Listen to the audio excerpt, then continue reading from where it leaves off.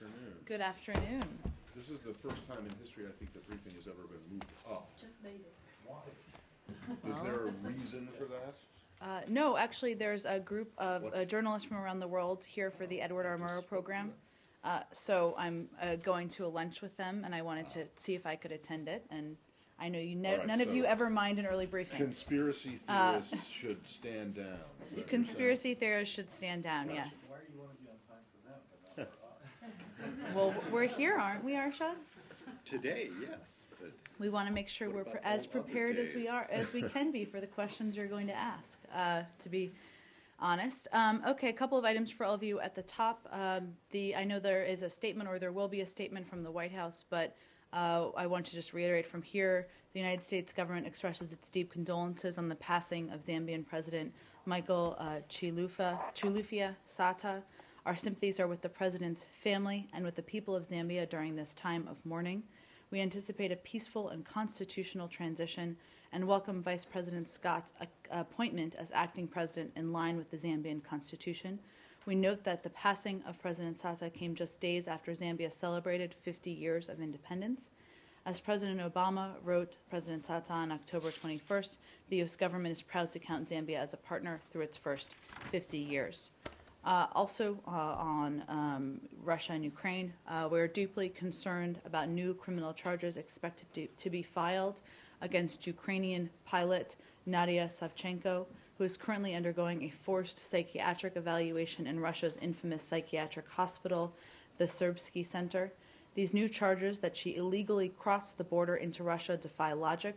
Ms. Savchenko was abducted in eastern Ukraine by Russia-backed separatists and smuggled to Russia against her will. Her detention, which earlier this week was extended through February 13th, is an outrage and a violation of Russia's commitments under the Minsk Agreement. We urge Russia to release her immediately. Finally, Assistant Secretary of State Danny Russell and Vietnamese Vice Foreign Minister Ho Quan Son will lead the U.S. and Vietnamese delegations today for the 5th U.S.-Vietnam Asia-Pacific Dialogue at the State Department. The two delegations will discuss a range of regional and global issues, including preparations for the upcoming Asia-Pacific Economic Cooperation Summit, the East Asia Summit, and the U.S.-ASEAN Summit in November. Vietnamese Vice Foreign Minister, also met with Undersecretary of State for Political Affairs Wendy Sherman today to review U.S.-Vietnam relations ahead of the 20th anniversary of bilateral relations in 2015 and to discuss regional and global issues. Matt. 20 years already. Already. Seems like just yesterday Time that flies. happened. Yes, indeed. All right, so I want to get back to Russia and Ukraine, but that can wait for a little while into the briefings. Let's start with, I wanted to start by just saying the state of relations between the U.S. and Israel, discuss. But since that will leave you with far too much room to maneuver, how about this? And I'll try and keep this family friendly by using the phrase chicken salad rather than the other word. What is going on here? Why are there senior administration officials running around trashing Prime Minister of Israel? Well, let me first say on your first question, even though it wasn't a real question, the U.S.-Israel relationship remains strong. Our security bonds have never been greater, and the ties between our nations are unshakable. We remain fully and firmly committed to Israel's security. On the comments, we think such comments are inappropriate and counterproductive. I spoke with the Secretary about this morning, and he certainly feels strongly that a war of words is not productive from either side. Obviously, we believe that moving forward, it's in the best interest of both sides to address any issues that may arise appropriately and respectfully, and not through personal attacks. Okay, well, just because they're counterproductive and unhelpful, or whatever it was that you said, doesn't necessarily mean that that whoever said them doesn't think that, doesn't agree with the sentiment, with the chicken salad sentiment itself. So are there those in the administration who believe that this is an accurate depiction of, or an accurate description of Prime Minister Netanyahu? Well, Matt, obviously, as you know, the article was sourced to anonymous sources in the administration. So does that individual, whomever they are, think that, perhaps, but the Secretary of State, the President of the United States, people who are leading our relationship don't view that language and those words as appropriate or accurate. All right. And you said that when you spoke to the Secretary about it this morning, you said, he said, or you said as a result of your conversation with him that you don't think name calling or whatever, war of words between either side, by either side is appropriate. Mm-hmm. So that suggests that you think that some on the Israeli side have been doing similar, if not the same. Is that correct? Well, I think we're all familiar with not just public record, but media reports over the last several months. Certainly, we don't think that is productive or constructive in our relationship at any point in time. Do you think it says anything about the fact that when Israeli government officials have criticized the secretary or the president or whatever, they have actually done so by name, or their names have been attached to it? And this administration, when it seems to want to vent frustration or irritation with the Israelis, does it under cover of anonymity? Do you see a Well, problem? Matt, I think also these comments, as you know, were from an anonymous source. I don't know who that individual was and what level they were at. So I'd also certainly take them with a grain of salt. Do you have suspicions? I do not. Are you trying to figure out, is the administration trying to figure out who made these inappropriate and counterproductive comments? No. Why not? There are anonymous sources in all of your stories every single day. If we spent all of our time focused on that effort, we wouldn't be working on diplomacy. Well, that's true, but a lot of anonymous sources are speaking on background, and they're authorized to speak on background, correct? And many This are not, one, as are I don't have to tell all of you who are well, reporters. yes, true. But so you're saying that you're not disputing that an official in the administration said this, but you're saying that they were not, that if they did say this, they were speaking only on their personal view. Is that what you're saying? I think it's more accurate to convey that I'm not disputing the accuracy of the reporting of the reporter. I don't have any other information beyond that. Right. But you're saying that if someone in the administration said this, it's a personal view rather than a... I just said it's not representative of the Secretary of State. Do you have any reason to believe that the comments attributed to the anonymous U.S. official were authorized? I don't know. Okay. And did you see Prime Minister Netanyahu's response, and in particular his reference to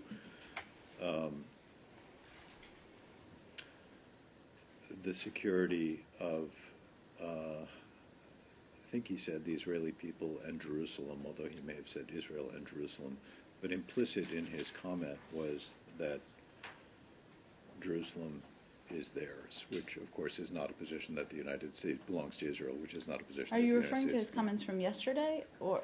I saw them today. I didn't. I know he made comments like that yesterday, I believe. I don't think they were in response to this article, I but think. Let me see if I can find it during the course of the briefing. Other statements today, too.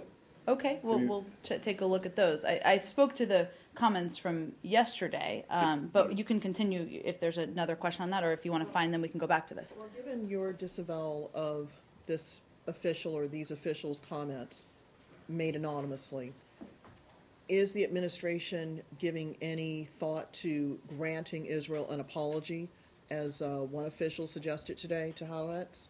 I think we'll be clear as the Secretary speaks with Prime Minister Netanyahu pretty frequently, as all of you know, and if this issue comes up, he would make clear this isn't the position of the administration. Let's talk about something that... Hold on, just very Yeah. brief. Have they spoken since yesterday afternoon? No, they have not since yesterday. Well, let's talk about something that was brought up in Jeffrey Goldberg's article near the end, the suggestion that because of the administration's deep frustration with the Netanyahu government, that next year at the United Nations, it would remove its cover. It would not run interference for Israel on contentious issues, everything from the Palestinian status to questions of human rights. Is that accurate? Well, I think, one, Roz, our position hasn't changed. We're not going to get ahead of, obviously, actions that have not yet been taken, but we strongly believe that the preferred course of action is for the parties to reach an agreement on final status issues directly. We've long made clear that negotiations are the means to do that. I don't think that has changed for quite some time. But Can I go back to his my point question? was, but his point was not so much on a specific policy issue, but just on the fact of whenever Israel comes up for criticism at the United Nations, the U.S. has been pretty much lockstep in voting to protect Right, it. I think I just to addressed issue- it by yeah. conveying our position hasn't changed. Yeah. I'm not going to get ahead of actions that have not been taken or laid out. Can I just ask on the basic premise Sure. of Rose's question? Is there frustration within the US administration about what the positions that Israeli Prime Minister or Israel as a country has been taking in recent months? Well, as in any diplomatic relationship, if there are points of frustration, we'll raise those through appropriate channels. I think the point is that doing that publicly is not constructive or productive. Is there a feeling that perhaps within the administration that you've run your course, that there's nothing much more? You tried to restart talks, and those collapsed for the reasons we know. The settlement building is still going on, something that you condemn as incompatible with any pursuit of peace. So is there a feeling within this administration that basically you have run your course with what you feel you can do with Israel? No, that's not how we view it. The Secretary and his team continue to look at various options to push forward objectives, and obviously the objective of reaching a two-state solution. But as we've made clear, it's ultimately up to the parties. And if they're willing to go down that track, then we'll be there to support them. But obviously it's not currently on that path. Have you any reason to believe that Israel is willing to go down that track? Well, I think they've stated that they'd like to see a two-state solution. Obviously, actions, as I said yesterday, like the announcement of new settlements, are counterproductive to that, So or that would contradictory, I should say. Right. Sure, go ahead, Arsha. Can I follow up on Joe's question? Sure. Is there a feeling that while the Secretary of State wants to keep pushing the two-state solution, that Netanyahu is not the leader who will do it? I mean, it was very strongly stated in the article. They called him a coward, couldn't take the political decisions necessary, only looking after his political future or whatever. But is there a sense in the State Department sort of unease about Netanyahu not being the one to deliver on this? No, Prime Minister Netanyahu is the leader of Israel. Secretary speaks to him on a regular basis. That doesn't change the fact that neither side has made the choices necessary in order to move towards a two-state solution. Obviously, you know what happened this spring, so that remains the facts. Go ahead, Arshad. So the exact quote from today from Prime Minister Netanyahu is, quote, "Our supreme interests, chiefly the security and unity of Jerusalem, are not the main concern of those anonymous officials who attack us and me personally, as the assault on me comes only because I defend the state of Israel." It's that phrase that the Prime Minister of Israel says, that Israel's supreme interests are chiefly the security and unity of Jerusalem. Does it dismay you to hear that formulation, particularly the one on the unity of Jerusalem, given your position stated not 2 minutes ago, that these are all matters, including Jerusalem, that should be subject to negotiation? Well, Arshad, I don't know that that's a new view by Israel or the Prime Minister, and you're certainly well aware that obviously the status of Jerusalem is a final status issue that would need to be discussed and addressed. I think our issue with the recent construction building is that it's prejudging an outcome, and it's not one that certainly the other side has agreed to. So I think that's why we express such a strong concern about that issue and those announcements, I should say. Jen, just back to one of Roz's questions. You do not, the administration does not intend to apologize to the Prime Minister for the I comments of think this? I conveyed we But is that- intend to make clear that it's not representative of. But do you don't feel the need for an apology because this was said by an anonymous official rather than, let's say, the Vice President saying something about Turkey, or Saudi Arabia, in which he makes a phone call to apologize for? Well, Matt, obviously every circumstance is different. I think I've been clear, and the Secretary will be clear when he speaks with Prime Minister Netanyahu next. That doesn't know- represent our views. Okay, do you know when that might be? Or they have a I call don't, planned? though they speak every couple of days. So Okay, and then I think my last one on this is, it is being widely opined that this whole kerfuffle marks a low point in U.S.-Israel relations and that the relationship is in crisis. Do you feel, does the administration think that the relationship with Israel is in crisis? We do not. We do think that there are moments where we disagree. We obviously disagree with the settlements that they announced earlier this week. Well, is We this one of- expressed that. Is this one of those moments? Because, I mean, I think people in this town are probably the only ones who think it is an in crisis. Well, I mean, what I'm conveying is that there are issues where we express concern and there's disagreement. But that doesn't change the fact that we have an unshakable bond with Israel. The United States does, and that will continue. And that doesn't, and you think that those, it's the position of the administration that when there are differences, they should not be aired in a rude, insulting, or otherwise impolite way. Is that correct? That's correct. Okay, yes. so why is, there are certain people, Senator Cruz, your favorite senator, one of them, saying that the president, one of the Secretary of State, should find out who said this and fire them. Why not make an effort if this is, you think that this is unhelpful and destructive to the relationship, these kinds of comments, why not make the effort to find out? Matt, our focus is on continuing to work closely with Israel on their security, continuing to work through any areas of disagreement, and that's But this where it will administration also remain. has a history of trying to force reporters into revealing their sources, does it not? Well, Matt, I think you're talking about some specific incidents that are different than this one. Should we move on to a new topic? No questions today? Oh, Okay. I I don't know, I thought a lot was in the news this morning. I have a somewhat related Israel. Okay. It's not Israel, it's Egypt, actually. You were asked yesterday about Gaza buffer zone in Egypt. Yes, I was. I talked to our team about this. There's still a bit we don't quite know about how it would be set up or how it would look. We're talking to the Egyptians about that. We certainly share their concern about security in the area, but we also expect the government of Egypt to ensure that the rights of those being displaced are respected. So we're having an ongoing discussion with them. How exactly do you go about protecting the rights of people you're forcibly evicting from? Well, I think we're trying to determine more information on how this would look, what it would be. Obviously, we understand they have security concerns. We respect that. We help them quite a bit, as you know. But all right, in the back, Egypt or? But in general, do you support such a move? Well, I think Such a I'll leave it step? as what I just said. Obviously, we understand they have security concerns. We are believe that the rights of those being displaced need to be respected. So we'll keep having that conversation. Any more on Egypt, or we can move on? Oh, go ahead, Pam. Were there any indications from Egypt on about how many people, families would be affected? I don't have that level of detail. I can see with our team, but I doubt we have that level of detail here. Egypt or no? Azerbaijan. Azerbaijan, okay. This week, Azerbaijan, Armenian, and France president meet in Paris. I would like to know what's Washington viewpoint about this meeting and how is Azerbaijan and Armenian is close for a big main peace agreement.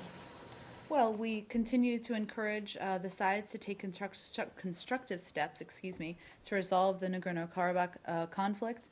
The sides can build on the momentum generated during the president's 3 meetings this year by adopting measures that builds trust and confidence, and certainly that can be done through dialogue.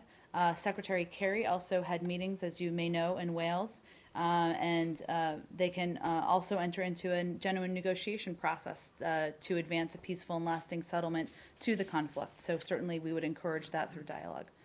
Arshad, go ahead. Israel for a moment? Sure. And I apologize, I wasn't here yesterday, but at least from a quick glance at the index of yesterday's briefing, it's not clear to me whether these topics came up. On Monday, you were asked if you had any sense of where you had called for a speedy and transparent investigation. Oh, I into did the talk death. about this Did you? yesterday or the day before, yeah. It was the day before, but I think we had asked for a follow-up, because the day before, on Monday, you did not seem know kind of where that investigation I did stood. talk about it yesterday, a little bit. I mean, I talked about how the Israeli National Police is handling the investigation on the death of the 3-month-old, talked about the 14-year-old. We continue to I'll go press back for. and look at it. Apologies. Okay, and we can talk, of course, more. And there's nothing new I on, don't have anything new today. No. so you're still waiting for the Israelis to complete the investigation, is that? Yes, and we continue to press them for a speedy resolution in every conversation. And There was- is there any involvement of the Palestinians in the investigation or Palestinian authorities? I would refer you to the Israelis on that question. They're But- leading. Yeah, but you guys investigation. asked for, I'm asking you because you asked for a speedy and transparent investigation. Surely one aspect of transparency would be that you would actually know who's doing the investigating, and I guess I'm interested in The Israeli authorities are leading it, so that's why I would refer you to them for who's participating in it. But in terms of the other comments that were made, that raised eyebrows, caused a little bit of profile, it's still the opinion of the administration that that the Palestinian American teenager should not be identified as a terrorist. Is that? I wasn't here yesterday. Nothing has either. changed. We're talking about a 14-year-old's death, which is tragic under any circumstances. Obviously, there's an investigation that's ongoing. We don't condone violence, but we'll let that play itself out. And do you yet, since I presume you're in touch with the Israeli authorities about their investigation, do you yet have clarity on the question of whether the 14-year-old Palestinian American was indeed throwing a Molotov cocktail before I don't have his any more information on that. We'll let the process see itself through. We go to Iran. Sure. Yes, but I'm more than happy to see. Are there any more in Israel? Okay. Iran? So another story that was published yesterday, this one in the Wall Street Journal, talks about how the administration is seeking détente, or a détente with Iran. There was a lot of stuff in there that I think has been public knowledge and we already knew, i.e. the negotiation not with Hamas but through Turkey and Qatar with Hamas. But there was another part of it about intelligence sharing with the Lebanese and helping Hezbollah. Is that accurate? I will check with our team on the specific component. Let me say about the story in general that as we've been clear since the beginning of the P5+1 talks and our kind of any engagement with Iran, our focus is on the nuclear issue. It doesn't mean it hasn't changed our concerns about other issues with Iran as it relates to human rights, state sponsorship of terrorism, and we've consistently raised those concerns and will continue to. And on Hezbollah, obviously, our positions on Hezbollah and Hamas, of course, since it was also mentioned in there, I believe, haven't changed. We continue to believe they're both designated as foreign terrorist organizations. We are concerned about Iran's support for both groups. I can check if there are any other But specific. they're not helping them out in any way. I would be shocked. Yes. Well, there's shocked, and then there's Claude Rains shocked. Okay. And also on Iran, in the Atlantic story, one of these unnamed officials talks with some apparent pride about how the administration was able to forestall an Israeli attack on Iranian nuclear facilities. Is that part of what the official said, the administration's view, or is that again just a personal? Well, there are a range of comments in that story about Iran, as you know, because you've read it. I will say that obviously it's been no secret that our objective is is continuing on a diplomatic path and taking a diplomatic approach. And that's why we are pursuing the JPOA, or we're implementing it, and why we're pursuing a comprehensive agreement. So clearly we want to prevent military action. I don't think we've made a secret of that. Right, but are you proud of the fact that is the administration proud of the fact that it, quote unquote, boxed Israel in or out of conducting some kind of military operation against the Iranians? No, we are proud of the fact that we reached an agreement that was credible and that was able to stall and roll back the program. Obviously, there's more work to be done. That's why we prevented additional action. Well, that's one side of looking at it. The other side is that you're proud that you managed to forestall a military attack on Iran, which Israel believes to be an existential threat to. Well, Matt, I think the objective here, which we share with Israel, even if we don't agree on every component of how to get there, is preventing Iran from acquiring a nuclear weapon. Okay, so right. And that is why anybody is talking about military action. But it's okay. So it's just a way of looking. It's just a different way of looking at the same thing. It wasn't. You're not proud of boxing. You say you're not. The administration isn't proud of boxing Israel out of an attack, but yet you are proud of what you did that had that effect. Well, we've been consulting, as you know, with Israel very closely at very high levels throughout the course of the Iran negotiations. And how's that going? I would say we have an open dialogue, Matt, and we talk with them about where the status of the negotiations are, and we hear their The concerns. and we Israeli have through the officials from the process. prime minister on down are dead set and publicly vocal about their opposition to this. So this ongoing dialogue doesn't seem to have done anything in terms of bringing the Israelis on board, if that's the right way to put it. Is that not correct? Well, Matt, I think we are continuing to work on this. Obviously, we don't have a comprehensive deal at this point in time. The proof is in the pudding, the details matter, and we'll continue to consult with Israel as we pursue that. But my last one then on this is that, one often uses the phrase glass empty, half empty, glass half full. Is it not possible for people, or is it not logical for people to look at what you just said, that you're proud of the JPOA and the fact that that managed to stall, at least in the short term, and roll back the Iranian nuclear program, is not another way of looking at that, or is it illogical to look at that and say you're also happy that you prevented a military attack on Iran? Well, I think with I think what I'm getting at here, Matt, and what I tried to get at was that we have been very open and forward about the fact that we would prefer a diplomatic option and a diplomatic path to resolving this to a military option. That's why, in part, we've been pursuing these diplomatic negotiations. So Okay, well, I don't I'm think not trying to make an argument on either way. I just want to know if you think that it is not logical to look at what has happened and conclude that the administration is happy or glad, proud that it managed to do something or negotiate something with the Iranians that prevented a military strike. Well, I think we are going to see where the comprehensive negotiations lead. Certainly, we'd prefer for that to continue and proceed than a military outcome. I don't think we've made any secret of that. Did you see there was a report yesterday or this morning that the Iranian government had to deny publicly to its parliament that a deal has been reached, which, according to one MP, crosses Iran's red lines. I wondered if you had a reaction. I'm not on sure what that means. Can you tell me a little bit more about Well, what I think it means more that they've obviously set what they believe their parameters will be and what is acceptable. And according to one parliamentarian who was talking in the parliament, he said that there was a deal that's been reached, that the red lines have been crossed in an implicit agreement which will no doubt weaken the rights of the nation and trample upon all our nuclear achievements. And so the Iranian government had to come out and say, no, we haven't reached a deal yet. And apparently the foreign ministry is actually thinking of prosecuting this guy now. So I wondered if you had any reaction to that, and whether you and what it signals in your efforts to try and reach this deal with it before November 24th. Well, it is accurate. Otherwise, you would all know that we haven't reached a deal. But we're continuing to work on it. Obviously, we're at a pivotal point in time. I don't know that I have much more of a reaction than to convey that we've known from the beginning that there are political audiences and different political challenges for each country, including Iran. And so perhaps that component is not a surprise.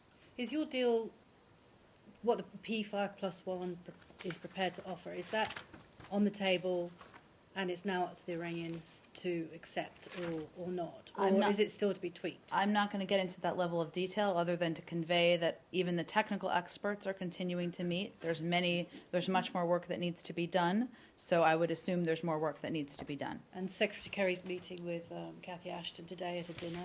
He is, but he's hosting the dinner in her honor, given that her term is ending. And so, as you know, he's worked very closely with her over the last 2 years, wanted to have a chance to thank her and for her leadership on many issues that we work together on.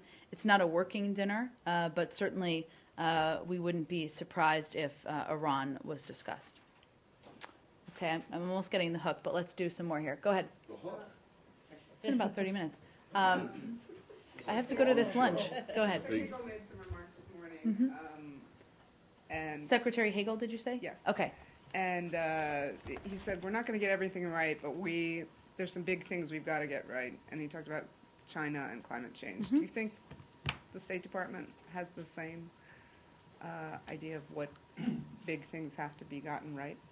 Well, I would absolutely agree. If you spend any time with Secretary Kerry, and anyone who has, they would know that he brings up climate change in almost every opportunity, every meeting, every dinner, every discussion. And he's certainly been leading the charge on this front within the administration. So his discussions with the Chinese, a part of the agenda has continued to be climate change and standards. And he discussed that with State Councilor Yang just a few weeks ago when he hosted him at his house in Boston. And we certainly expect that will be a prominent topic of discussion next week when there are APEC and EAS meetings. Can we talk about something else that Secretary Hagel raised? Sure. The fact that he's accepted the Joint Chiefs recommendation that all U.S. troops who are working on the Ebola response will be spending 21 days at least in isolation once they return from their assignment. Is there now any thought in this building of having a similar requirement for those in the State Department who have been helping out with the Ebola response? And if so, why? If not, why not? Sure. Well, as you know, any State Department official would certainly abide by regulations, whether they're federal regulations, state regulations, et cetera. And obviously, there were some that were just announced by the CDC 2 days ago. So I'd point you to that. I would just highlight the fact that there is a difference between military troops, thousands that may be returning, and the diplomatic corps, which is a smaller number, as you know.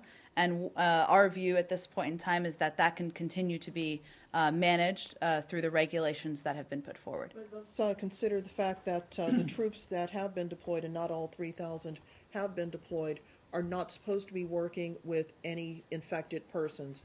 They're at most setting up facilities that others I was would be touching on the using. numbers. Right. The numbers. But still, they're saying that even though there's still a very small risk that any U.S. forces would possibly be exposed, they're doing this out of an abundance of caution and out of an effort to try to reassure the families of those who I are understand. who are I saw serving. So Secretary what's the difference? Hagel's comments. The difference is what I just outlined about the numbers and how we manage it. I'm curious though, Jen, I mean, it only takes one person to infect several. As we saw in Dallas, it was one person with it who infected two. Which is why the two. CDC put in place Right, new regulations. I understand that, but I don't understand why the difference. I mean, there's got to be a couple hundred American diplomats in these three countries, and Not so who travel back to the United States and They don't on ever that come regular basis. Not in one day. No.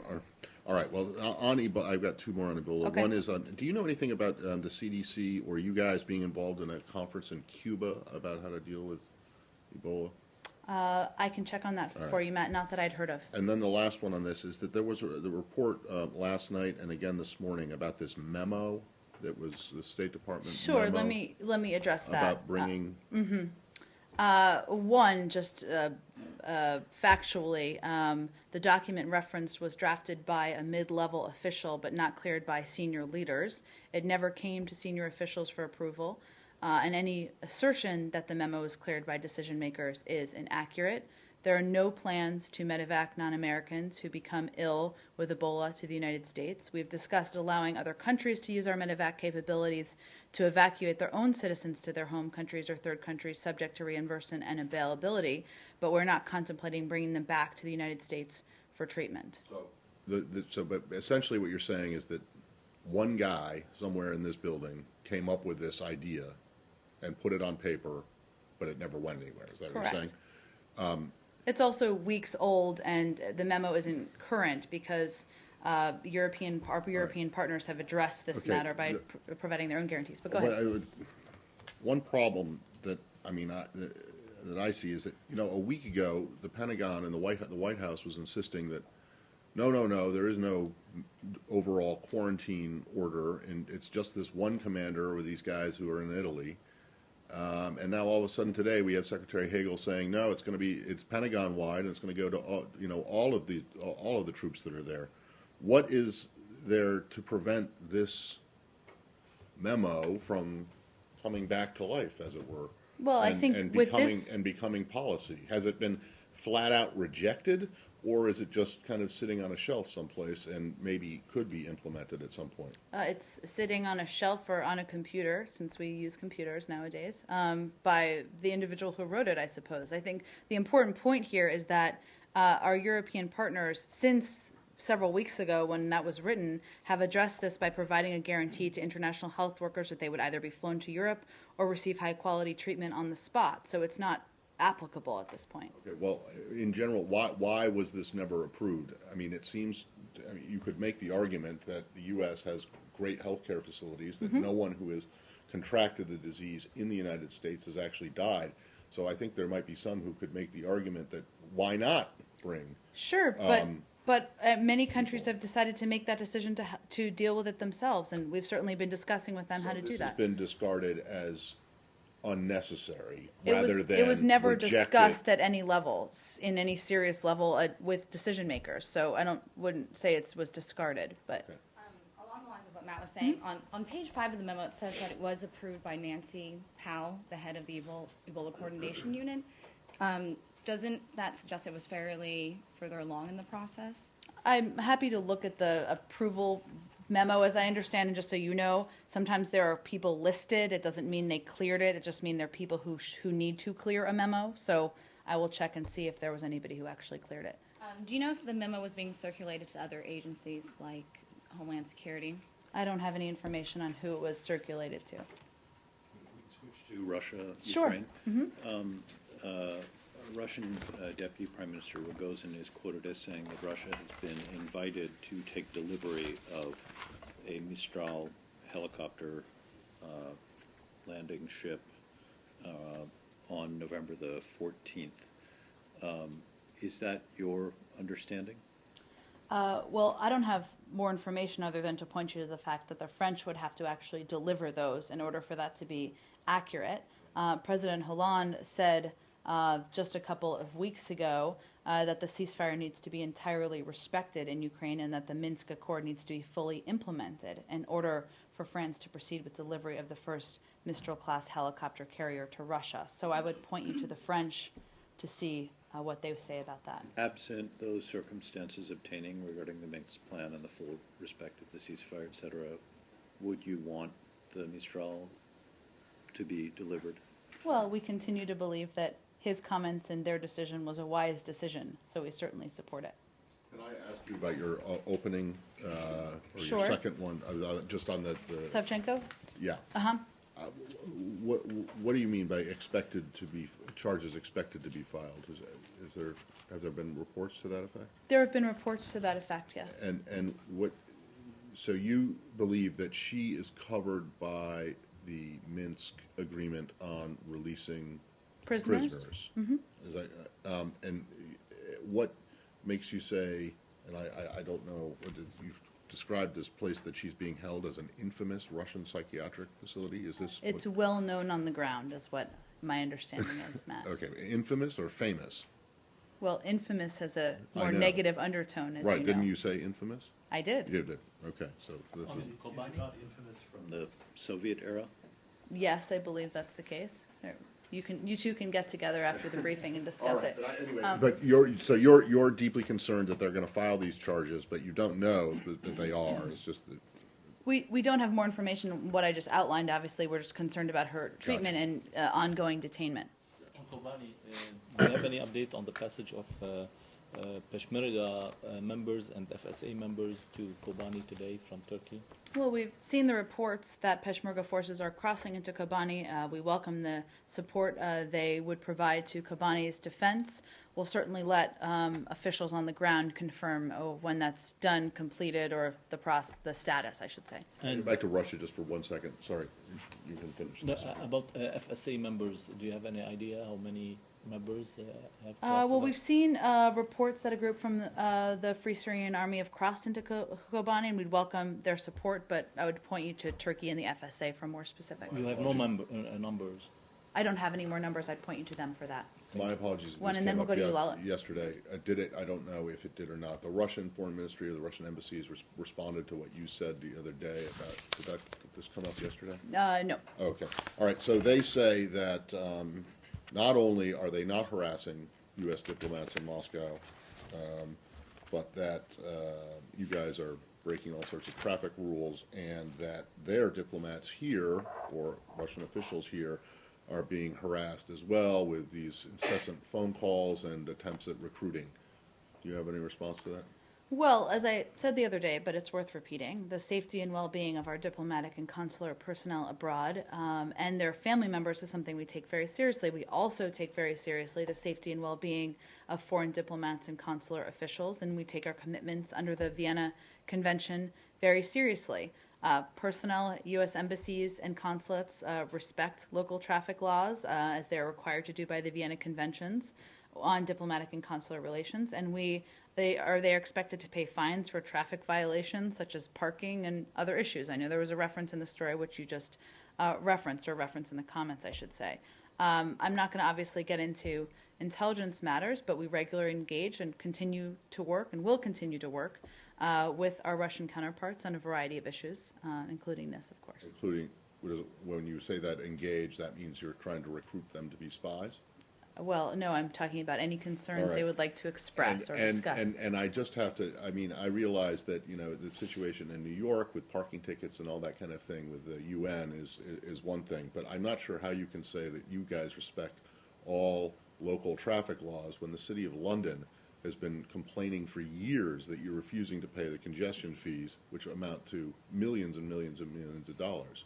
So, you know, how do you square that? I'm not sure I would put the two in the same category, Matt. Obviously, I'm referring to Washington. We do around the world. I don't know all the circumstances around that, Matt. But you would deny, or you say that it is not correct that Russian officials in Washington are subjected to any harassment like these, you know, incessant phone calls. I would say we take our commitments under the Vienna Convention very seriously. But that doesn't mean they're always respected. Just taking them seriously doesn't mean they're always respected. And I'm not suggesting that this is only a one-way street. It's clearly there's clearly both sides are doing things that have annoyed the other side. Is that not accurate? Well, you've seen our reports on our views. Yeah. All right, let's just do a few more here. Go ahead, Lala. On Bangladesh, the U.S.-Bangladesh partnership meeting is going on in this building. Do you have a readout of it? What being discussed? What has been discussed? I think it concluded today. I think it did convene today. Undersecretary Sherman, I think, was involved in this. Yesterday. I don't have a readout. Let me check with our team and see if we can get you one after the briefing. Okay. And one more. Special representative for Afghanistan and Pakistan is traveling to the region, and then he's going to China for attending the Istanbul conference. Do you know what U.S. wants to achieve in this conference in Beijing this week? Well, this is another topic I can get you a little more on, but I would just say that part of our engagement is talking to partners around the world who have had a role in Afghanistan and working with the security forces there as we plan for our wind down of our troop presence. And certainly there are a range of countries that can play a role, so I'd expect that will be the focus of the discussion. Sure, but we do one more, Lala, and then we'll go to you. Okay. It's on India. The Vietnam's foreign minister is traveling to India, and India has announced to help Vietnam in training its forces and also supply some of its missiles, BrahMos missiles, to Vietnam. How do you see India's move in this? China is obviously addict about it. Well, we certainly encourage strong relationships in the region. I don't have more details than that, so I'd point you to those countries to speak to that. Go ahead. A Bangladesh court today imposed death sentence on an Islamist leader for war crimes during the 1971 War of Independence. Some of his supporters have already protested the sentence. Does the United States believe that there have been fears expressed that these trials are not very transparent and they're kind of a political ramification from the tensions that have been going on for decades in Bangladesh? Does the United States believe that the trial was fair and transparent, and do you have any kind of concerns about any further violence? Well, let me first say, as we have said since the time of the first verdict in Bangladesh's International Crimes Tribunal, we support bringing to justice those who committed atrocities in the 1971 war. We understand the importance of this process in closing a painful chapter in Bangladeshi history. We also believe, as you touched on, Joe, that trials should be fair and transparent, and in accordance with international standards Bangladesh has agreed to uphold through its ratification of international agreements, including the International Covenant on Civil and Political Rights.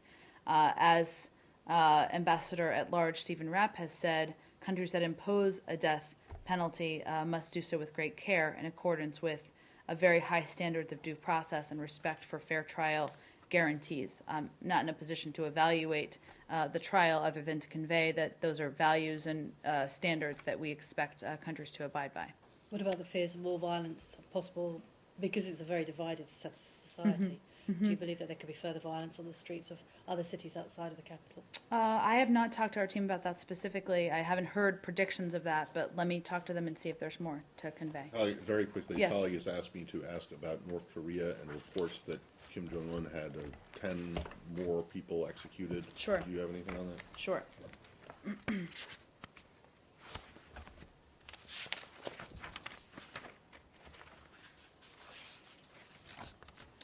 We've seen the press reports regarding the execution of North Korean officials. We don't have independent confirmation from here, of course, but if confirmed, this is another example of the extreme brutality of the North Korean regime. Otherwise, we'd refer you to the Republic of Korea for any additional information if they have it. The Republic of Korea, not the DPRK. Correct.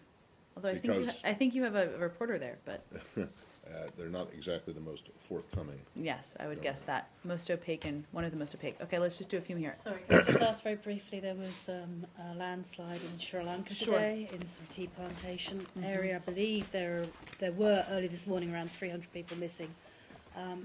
Has your embassy on the ground been in touch with the local authorities? Is there any help being asked for? And are there any American citizens involved, as far as you know?